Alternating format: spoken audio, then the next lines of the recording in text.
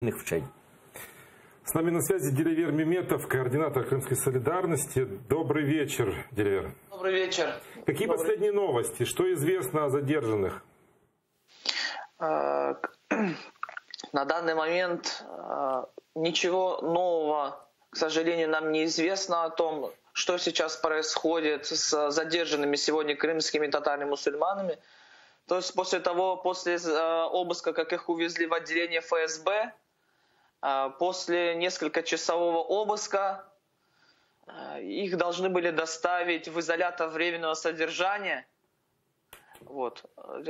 Какой именно адрес, мы тоже не знаем, к сожалению.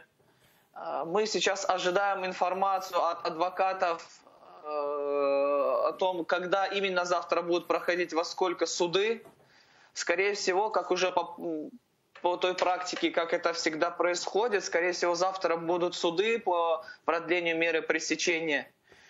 Сейчас пока мы все в ожидании. Ну, адвокаты есть у ребят? Знают ли они, где они находятся? Работают ли с ними? Что известно? Какие подробности есть? Адвокаты сразу же адвокаты были определены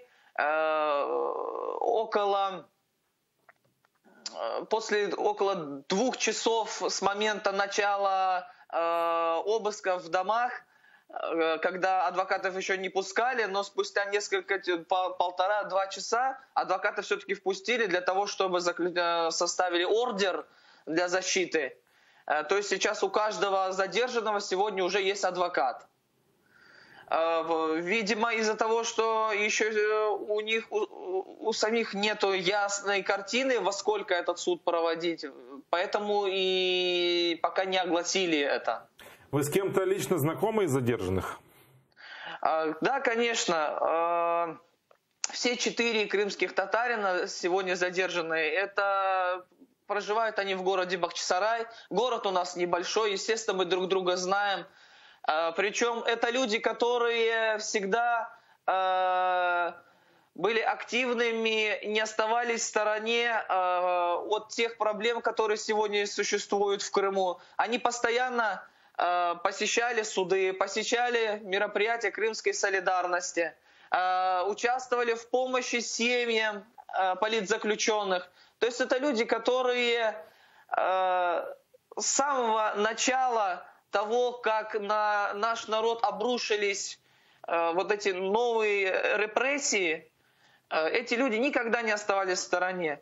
Естественно, каждый из них присутствовал и во время того обыска, когда проходило в нашем доме 4 года назад.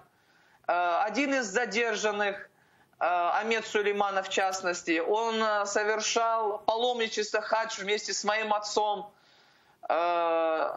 с братьями Сейтумером и Османом Сейтумеровыми. Я очень долгое время работал в кафе «Караван-сарай Салачик». Это еще до того, как был арестован хозяин этого кафе, и впоследствии несправедливо и огульно был закрыт сам кафе. Дилявер, мы знаем немного про Амета, что он был стримером Крымской солидарности. Знаем, что у него жена на 8-м месяце, что у него там слабое здоровье, 3 детей осталось. Знаем немного про Сейтумерова, который историк. А вот Осман Сейтумеров и Рустем Сейтмеметов, чем они занимаются? Что о них известно? Осман Сейтумеров – это младший родной брат Сейтумерова.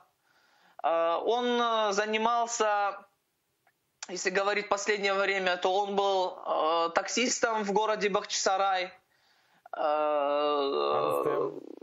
Рустем Сейтмеметов – это родной дядя Сейтумера и Османа. Это младший родной брат матери Сейтумера и Османа. И вот сегодня так получилось, что у матери Сейтумера в один день она потеряла 2 сыновей и родного младшего брата. То есть целая семья практически за решеткой. Можно сказать, да. То есть это продолжение гонения направлено против всех семей. Это как и в семье Абдуллаевых, Сулеймановых, Алиевых. И большой список, да, на сегодняшний день уже насчитывается. Это преследование целых семей. Сам по профессии он строитель.